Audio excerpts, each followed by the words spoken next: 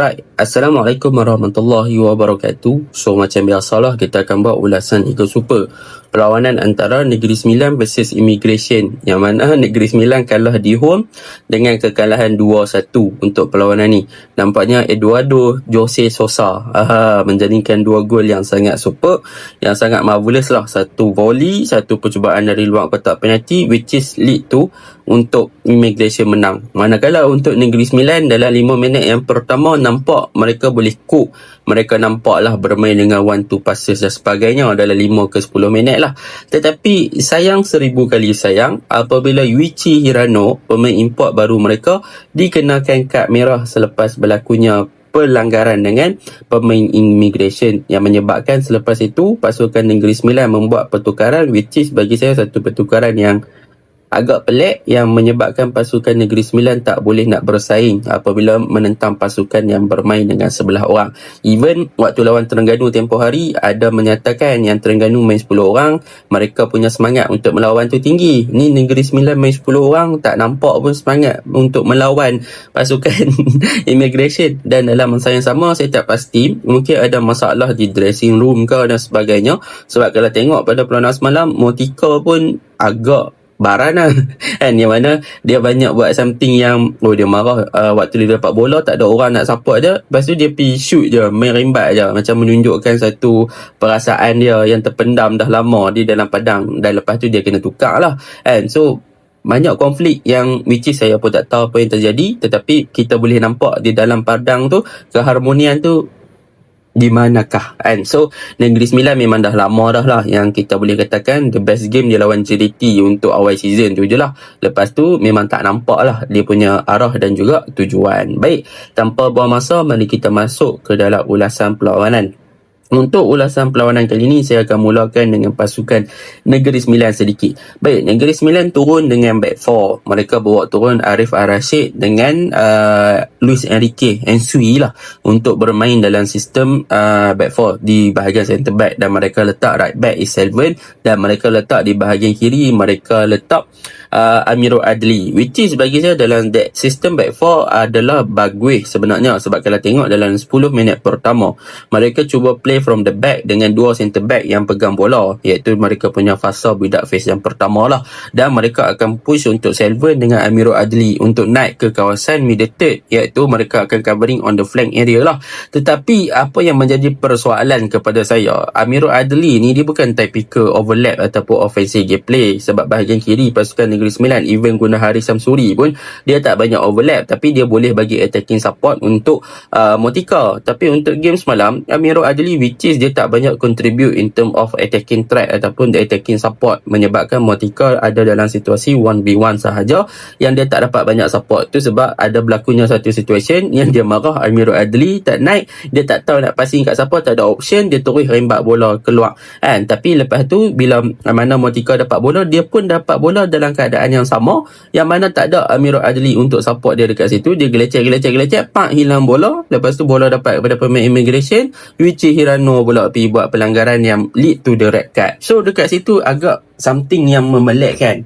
Kenapa nak membebaskan Monika as seorang player yang dalam situasi 1v1, sedangkan kita tahu itu antara kekurangan Motika dalam awal season lagi. Dia tak boleh nak ada dalam situasi 1v1, ditambah pula dengan Immigration punya defensive line yang agak compact. So selalunya Motika akan more to direct ataupun more to receive the ball behind the defense, and yang tu dia boleh main lah untuk break through the defense dengan running dia yang super. Tapi untuk make the situation 1v1 dan Motika nak beat that player kan, so dia beat seorang ataupun 2 player, dia agak susah lah untuk buat macam tu. So dia perlukan attacking support, tapi which is tak ada dalam game semalam. Dan dalam game semalam, kalau kita tengok, most of the attacking pasukan Negeri Sembilan adalah bermula di bahagian kanan, iaitu dengan Selvan dengan Lokman Hakim. To be honest, Lokman Hakim punya work rate dan dia punya passion untuk break the defense is very good. Even walaupun bermain dengan 10 orang, Lokman Hakim banyak buat lari-larian untuk membelah pertahanan. Tapi in term of of bagaimana yang dilakukan, sama ada the final pass ataupun final decision, tak ada lah yang lead to the something yang benefit. Tapi dia juga berjaya untuk menjaringkan satu gol lah, even go to on goal, tapi kita kata dia score lah kan. Tapi the way of Negeri Sembilan main, mereka ada dua midfield yang mereka letak Hadin dekat Jose Eso. And untuk game ni saya tak faham satu benda. Selepas Yuichi Hirano dikenakan kad merah, Coach Nizam membuat satu pertukaran yang menyebabkan saya terfikir-fikir. Memang waktu tu Negeri Sembilan tengah lead 1-0. Dia bawa masuk Ansu, dia bawa masuk Haris Samsuri, tetapi dia mengeluarkan Motika dan dia mengeluarkan Hadin. And so dekat situ saya macam dia mengeluarkan Hadin Azman lah. Macam kat situ saya macam pelik. Kenapa mengeluarkan Motika dan Hadin dengan membawa masuk dua defensive player, which is bagi saya waktu tu the rational thing yang saya fikir adalah kemungkinan Coach Nizam nak buat more to defensive. Dia nak bertahan dengan record 1-0 waktu tu. Dia nak more to defensive, dia nak cover dia punya defense line, dia tak mau menyerang sangat. Mungkin dia nak more to counter attack. Tetapi kalau fikir on the side of counter attack pula, mereka hanya ada Eso dengan Lokman dekat depan dan juga Selvin kan. Dekat situ saya pun agak pelik sebab dalam the structure mereka dah ubah lebih kepada 6-3-1 ataupun lebih kepada 5-3-1 di bahagian defend dan juga bahagian tengah sewaktu mereka OOP, out of position. And kalau mereka nak guna Eso untuk counter attack, which we know Eso is not the good attacking player yang contribute to counter attack punya situation. And Lokman is better, tapi kenapa nak kena keluarkan Motika padahal that is the best player yang boleh main direct and long ball.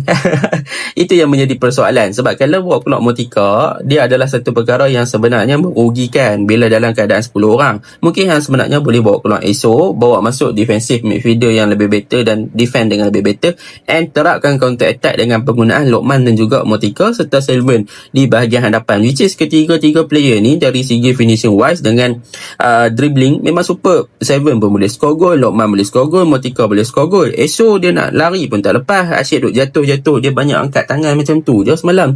So that is something yang pelik, kenapa buat macam tu. Dan selepas bawa keluar tu saja tak tunggu lama, bila mana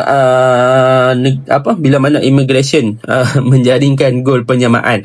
So dekat situ macam a bit sia-sia lah bila mana bawa masuk defend untuk more to contribute untuk backup kepada satu gol, tapi tak boleh nak proses untuk counter attack, tapi kena pula dengan gol. So the momentum is not there lah. So benda tu yang menyebabkan Negeri Sembilan kena semalam. Dan bagi saya satu percaturan yang agak pelik kan. Jadi overall untuk Negeri Sembilan, kalau mereka tak kena red card, main dalam 10 minit pertama dengan gameplay yang lebih kurang macam tu, mereka punya movement nampak lawa. Sebab apa? Sebab game semalam Yuichi Hirano boleh bermain dengan true pass, break the defense between passing di antara dua pertahanan, Lokman buat larian, lepas tu cut back dan sebagainya. The way of Negeri Sembilan main nampak ada orang kata apa, aura dan juga bibit-bibit gameplay short passes yang superb lah pada perlawanan semalam dengan buidak yang lawa. Cumanya in term of defensive, waktu ada 11 orang pun mereka sebenarnya agak loophole bila mana bertemu dengan pasukan yang bermain dengan direct and long ball. Sebab banyak hantaran-hantaran jauh yang immigration buat semalam berjaya break the defense, terutamanya mencari Wilma Jordan, mencari Edward Sosa dan sebagainya. Jadi banyak benda yang sebenarnya Negeri Sembilan kena buat. Mungkin masalah dressing room dan sebagainya, yang tu mereka kena fix something lah. Tapi in term of tactical dan in-game management, yang tu memang tanggungjawab coach untuk buktikan something lah. Sepatutnya dia kena control, dia kena buat something yang lebih bagus, decision lebih bagus. Sebab tim main 10 orang, sepatutnya more to melawan. Satu je benda yang saya boleh highlightkan untuk Negeri Sembilan, Azri Ghani masih lagi menjadi penyelamat untuk mereka dari di belasah. Itu je saya boleh katakan. Untuk immigration pula, game semalam immigration dari awal lagi mereka dah cuba untuk bermain dengan combination play serta build up phase yang more to direct dengan long ball.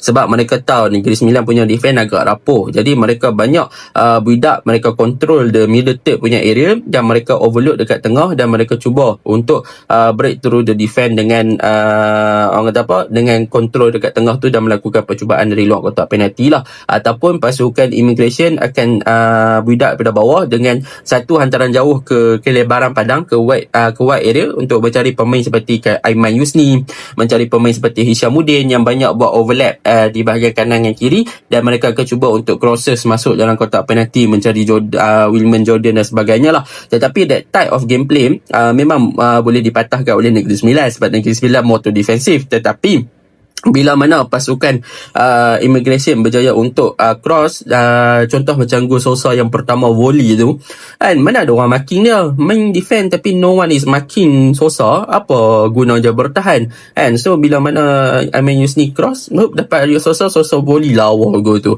Lepas tu gol yang kedua daripada Sosa, siapa yang block or put the pressure on Sosa? Tak ada siap ruang kosong lagi untuk Sosa lakukan percubaan untuk membawa pulang 3 mata. So the type of gameplay yang pasukan Immigration main, dia main more to direct on long ball sahaja. Sebab apa? Sebab mereka ada physical player yang boleh untuk hold up dan juga boleh untuk beat the defense, dan mereka ada versatile and skillful player yang boleh untuk control dekat kawasan tengah dalam close space seperti Sosa, seperti Elvin Kambosa, mereka boleh bermain sedemikian. So that is the point. Immigration just utilize mereka punya potential, the technical player untuk beat the 10 player yang Negeri Sembilan main. So mereka berjaya untuk menang 2-1, which is very good lah, sebab mereka boleh manfaatkan kelemahan pasukan lawan untuk membawa pulang 3 mata. Lawan dekat away block, bukan senang, puasa lagi kan. So benda tu bagus untuk pasukan Immigration, dan mereka deserve to win lah semalam, sebab banyak lagi percubaan mereka yang sepatutnya lead to the goal.